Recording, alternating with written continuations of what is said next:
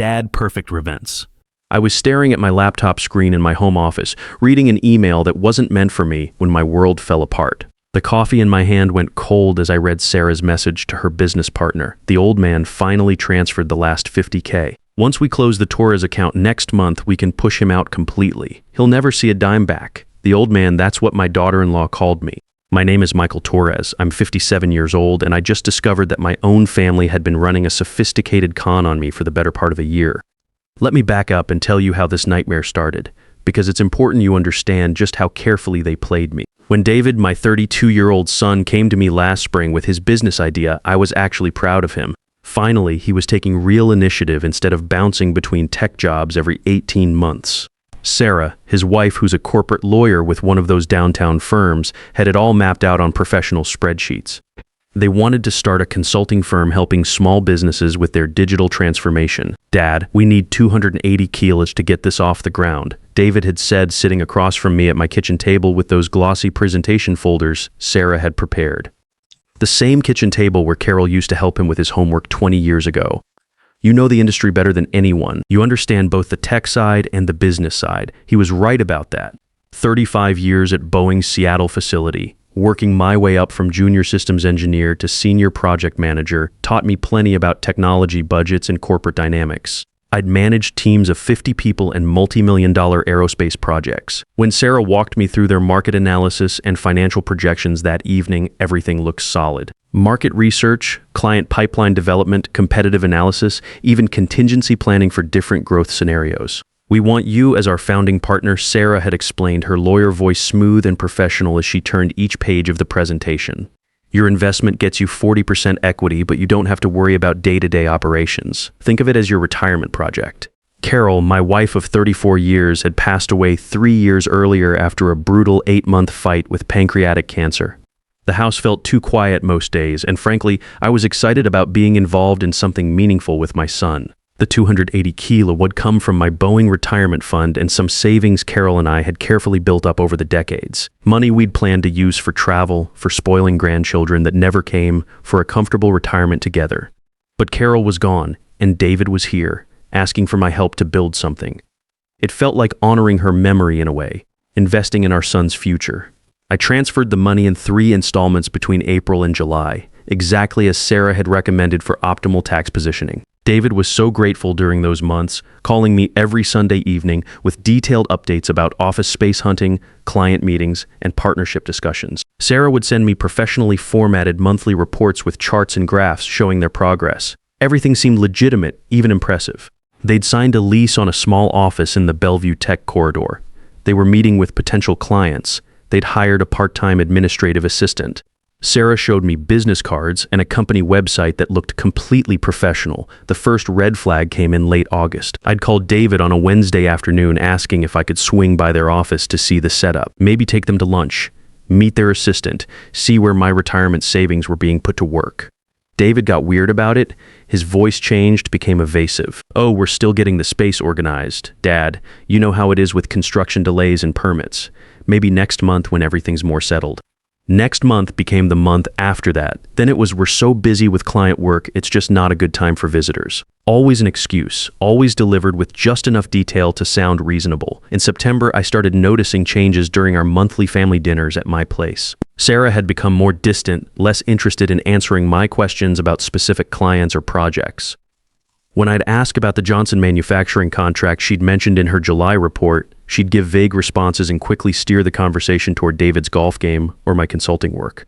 David seemed stressed too, but I figured that was normal for startup entrepreneurs. He'd gotten quieter, less talkative about the business details he'd been so enthusiastic about during the spring and early summer. But it was that email in early October that opened my eyes to what was really happening.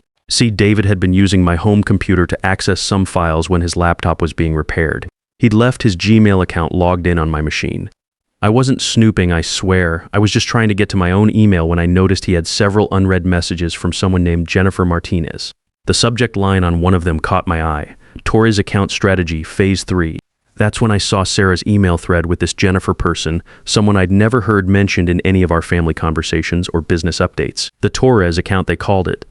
Like I was just another client to be managed, manipulated, and eventually discarded. I sat there in my home office for over an hour that night, reading through months of correspondence between Sarah and Jennifer Martinez. My hands were actually shaking as I scrolled through message after message, watching them discuss me like I was some kind of mark in a confidence game. Sarah and this Jennifer had been planning from the very beginning to structure the company so they could legally push me out once my capital was fully invested. They'd used corporate shell games and legal loopholes that they assumed I, as just an engineer, wouldn't understand or even think to investigate. The old man has been surprisingly cooperative. Sarah had written in one email from June. David keeps him updated just enough to feel involved, but not enough to ask the right questions. Once we hit the 300K threshold, we can trigger the dilution clause. Dilution clause, I'd signed those documents back in April, trusting Sarah's explanation that they were standard partnership agreements. She'd rattled off legal terminology while I focused on supporting my son's dreams, and I'd signed where she told me to sign. But here's what Sarah didn't know about this old engineer. I'd spent 35 years reading technical specifications, contract details, and corporate documentation at Boeing. I understood more about legal language and business structures than she gave me credit for. I just hadn't thought I needed to protect myself from my own family. The worst part was reading how they talked about Carol's memory. In one message, Jennifer had suggested they play up the sentimental angle about honoring my late wife through family business investment.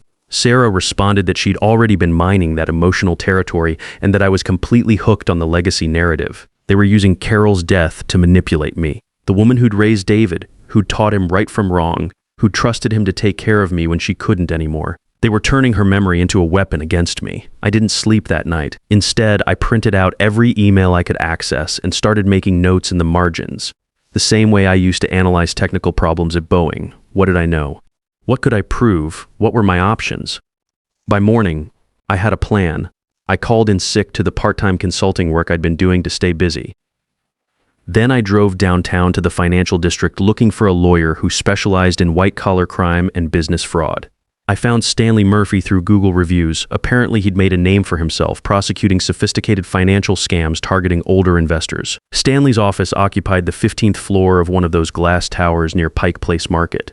Professional but not flashy. The kind of place where serious work got done without show. When I laid out the whole story for him, spreading my printed emails across his conference table, Stanley leaned back in his chair and whistled softly. "Mr. Torres," he said after reviewing the evidence for 20 minutes.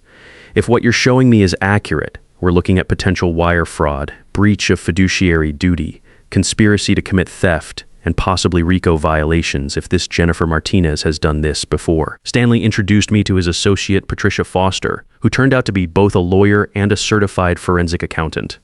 Over the next 2 weeks, Patricia dissected every transaction, every contract, every corporate filing related to David and Sarah's business. She had me bring in all my bank statements, all the documentation from the original investment, every piece of paper I'd signed. "They're good," Patricia admitted during our second meeting in Stanley's conference room, charts and spreadsheets covering the mahogany table. "Technically, the way they've structured this partnership agreement, they probably could force you out legally once they hit certain investment milestones. But they made one crucial mistake." She pulled out a document I'd signed back in April, pointing to a specific paragraph buried in the middle of page 3.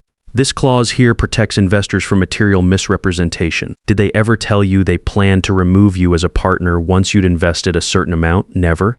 Sarah specifically said I'd always be part of the company. That this was about building something together as a family. Then we have them for fraud," Patricia said with the kind of smile I imagine prosecutors get when they know they've got a solid case. But I wanted more than just getting my money back. These people had spent months lying to my face, taking my phone calls, eating dinner at my table, all while planning to steal my retirement savings. Sarah had calculated exactly how to manipulate a grieving widower, and she'd trained my own son to help her do it. Stanley suggested we build an airtight case before confronting them. If we tip our hand too early, they might try to cover their tracks, delete communications, or move assets offshore. We need to document everything first. So I became an investigator in my own family. During our monthly Sunday dinners at my house, I started asking more targeted questions about the business. How's that Johnson Manufacturing contract coming along? When I knew from the emails there was no Johnson Manufacturing account. What's the timeline on the Henderson project for a project that existed only in Sarah's fabricated reports? Sarah would elaborate these completely fictional client stories while David sat there nodding along, either completely clueless about his wife's lies or actively complicit in the deception. I started recording these conversations on my phone, building a library of documented false statements. The hardest part was watching David during those dinners. This man I'd raised who'd learned to ride a bike in my driveway, who'd called me crying when Carol died, who'd asked me to walk him down the aisle at his wedding because Carol wasn't there to do it. Was he really helping his wife steal from me, or was he just another victim of Sarah's manipulation? Either way, I was going to find out the truth. In November, I decided to set the trap that would expose everything. I called David on a Tuesday evening and told him I'd been thinking about investing another $50K for their expansion plans. Business has been going so well, I said, and I've got some additional funds from a Boeing consulting contract that just wrapped up. David's voice immediately perked up. That's incredible, Dad. Sarah's going to be so excited. We've been looking at expanding into the Portland market, and that kind of capital injection would really accelerate our timeline. Within 48 hours, Sarah had prepared a complete investment package. New contracts, updated financial projections, expansion budgets. She brought everything to my house that Friday evening, spreading the documents across my dining room table like she was conducting a board meeting. Michael, she said, using that smooth lawyer voice, this additional investment would give us the resources to really scale the business. We're talking about tripling our client base within 18 months, but this time I had Patricia Foster review everything before I even pretended to consider signing. What Patricia discovered made my blood run cold. Michael, she explained during our meeting the following Monday, this new agreement wouldn't just control your additional $50K investment. The way they've structured these amendments, you'd be signing away your rights to the original $280K as well. You'd literally become a minority investor in a company you funded. Perfect. Now we had documented proof of their intent to commit outright theft. But I wasn't ready to spring the trap yet. I wanted them to think they'd won, to get comfortable, to maybe even celebrate their victory before I pulled the rug out from under them. So I told Sarah I needed a few weeks to review the paperwork with my financial advisor. She agreed, probably thinking she had me hooked and just needed to be patient while I went through the motions of due diligence. During those weeks, I did something I'd never thought I'd have to do. I investigated my own family like they were criminal suspects. I started paying attention to things I'd previously ignored, like how Sarah always insisted we meet at my house instead of their office. How David would change the subject whenever I asked specific questions about their day-to-day operations. How neither of them ever seemed to have client meetings during evenings or weekends, which seemed odd for a supposedly booming consulting business. One Thursday afternoon, I drove to the Bellevue address they'd given me for their office. It was a legitimate business building, but when I checked the directory, there was no listing for Torres Digital Consulting. I asked the building manager about Suite 420, which is what they'd put on their business cards. "Oh, that's been vacant for about 6 months," he told me. "Previous tenant moved out last spring. We've been showing it to prospects, but nothing's been signed yet." They didn't even have an office. Everything had been fabricated. I started researching Jennifer Martinez, Sarah's supposed business partner. According to LinkedIn and other professional networks, she'd been involved in at least 3 other consulting ventures over the past 5 years. Each one had folded after 12-18 months, leaving investors with nothing to show for their money. Sarah wasn't just stealing from me. This was her business model. On December 15th, I invited David and Sarah to lunch at Morton's Steakhouse downtown. I told them I was ready to sign the expansion documents and wanted to celebrate our growing partnership. Sarah brought a briefcase full of contracts and seemed genuinely excited about closing the deal. We were seated at a corner table with a view of Elliott Bay, the kind of place where businessmen made important deals. Sarah ordered champagne to toast our expanded partnership. David seemed nervous, but I figured he was just excited about the additional capital injection. "Before we sign anything," I said, pulling out my phone after the champagne arrived, "I want to clear up some confusion about our existing agreement." I played them the recording from Patricia's office where she explained how their original contract was specifically designed to eliminate my ownership once I'd invested beyond a certain threshold. Then I showed them printouts of Sarah's emails with Jennifer Martinez, including the ones where they discussed the Torres account and strategies for pushing out the old man. David's face went completely white. Sarah tried to grab the papers from my hands, but I'd already pulled them back and tucked them into my jacket. "Michael," Sarah said, her lawyer voice kicking into damage control mode, "I think there's been a serious misunderstanding about the nature of these communications." "No misunderstanding," I said calmly, taking a sip of the champagne she'd ordered to celebrate stealing my retirement. "You've been planning to defraud me from day one. You've lied to me for 8 months, used my son to manipulate me, and treated me like some senile fool who wouldn't figure out what you were doing." David finally found his voice, but it came out as barely a whisper. "Dad, I never meant for any of this to happen." Sarah said the contract terms were just standard business protection. Standard business protection. I looked at my son, this 32-year-old man I'd raised to be honest and decent. "David, you've been helping your wife steal from your own father. From the man who changed your diapers, taught you to drive, paid for your college education. I stood up and dropped a manila envelope on the table. Those are copies of the federal lawsuit we're filing tomorrow morning. Sarah, the State Bar Association will be very interested in reviewing your professional conduct. The FBI's white-collar crime unit will want to discuss your pattern of investor fraud. David, you can choose whether you want to be listed as a defendant or appear as a witness for the prosecution. Sarah was frantically reading through the lawsuit documents, her legal training probably helping her understand just how much trouble she was in. Michael, this will destroy our family, she said. I put on my coat and left $40 on the table to cover my portion of the lunch they'd never finish eating. You already destroyed our family, I replied. I'm just making sure there are consequences. The legal process took 6 months, but it was worth every single day of waiting. Sarah's law firm suspended her pending the State Bar ethics investigation within a week of our lawsuit being filed. Turns out corporate law firms don't appreciate having employees under federal investigation for wire fraud. Her partners were probably worried about their own professional liability. The forensic audit that Patricia conducted uncovered something even more damaging than what we'd originally discovered. Sarah and Jennifer Martinez had been running similar schemes on at least 3 other older investors over the past 18 months.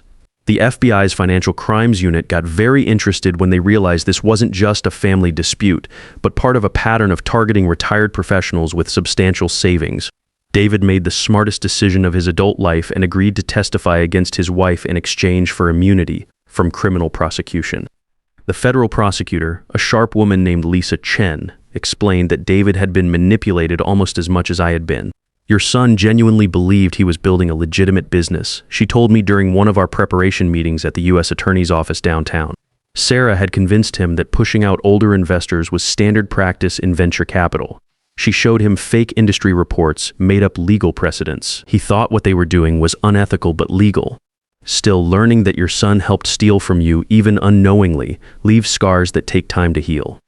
The trial took place in federal court in downtown Seattle over 3 weeks in June. I testified for 2 days, walking the jury through the timeline of manipulation, showing them the emails, explaining how Sarah had exploited my grief over Carol's death to gain my trust. The hardest part was watching David on the witness stand explaining how Sarah had gradually isolated him from me over the past year, how she'd convinced him that I was trying to control their marriage, that older family members often had trouble accepting their adult children's independence. She made me believe that Dad was overbearing and old-fashioned.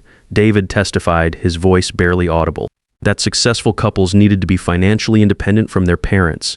She said the business structure was protecting our marriage, not stealing from my father. Classic manipulation tactics. Make the victim think their support system is the enemy. Jennifer Martinez pled guilty early and received 2 years in federal prison in exchange for her cooperation. Her testimony revealed that Sarah had been the mastermind, recruiting her specifically because of her experience defrauding older investors in Portland and Sacramento. Sarah's defense attorney tried to argue that this was a civil business dispute, not criminal fraud. But the jury saw through that argument pretty quickly when Patricia presented evidence of the fake office, the fabricated client reports, and the deliberate misrepresentation of contract terms. The verdict came back on a Thursday afternoon, guilty on all counts: wire fraud, conspiracy to commit theft, elder abuse, and violation of fiduciary duty. Sarah was sentenced to 18 months in federal prison, followed by 2 years of supervised probation.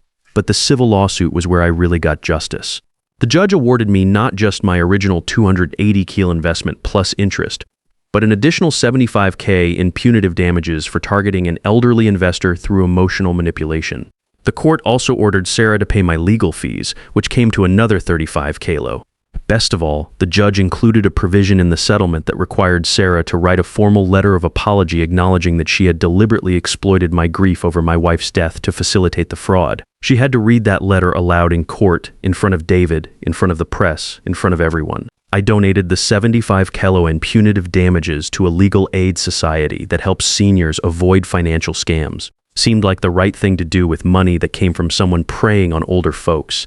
David and I had some difficult conversations during and after the trial. He'd made terrible choices, but he was genuinely remorseful and willing to do the hard work of rebuilding our relationship. The marriage counselor he'd been seeing helped him understand how completely Sarah had manipulated him. She kept telling me that you were trying to control us through money, he explained during one of our monthly dinners last fall. That you were using your investment to keep me dependent on you instead of building my own life with her. Did you ever think to ask me directly about that? I said. I should have. I was afraid you'd deny it, and then I'd be caught between you and Sarah. So I convinced myself that avoiding the conversation was protecting everyone. We're working on rebuilding trust, David and I.